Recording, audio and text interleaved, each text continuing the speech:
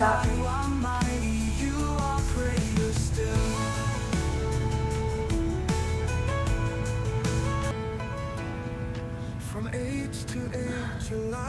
Okay, now put your hands behind your head. Bend your right knee. We're gonna just do bicycles. And this one you want to get your elbows close to the edge of your knees possible. And drop your head back. You don't want to lift your, you want to be like crunching your chin in. Keep all of your muscle engagement. Keep going.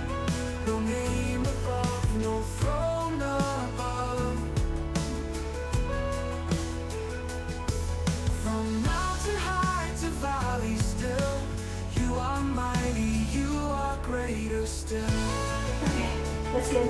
Lay back, stretch out. Reach your hands underneath your back and lift up your hips. Tuck your shoulders underneath. You can have your arms here too if that's better. Try to keep everything in a nice square line. And don't tilt your head from side to side, just like that. And then lift your hands behind you if you can. Put your shoulders in.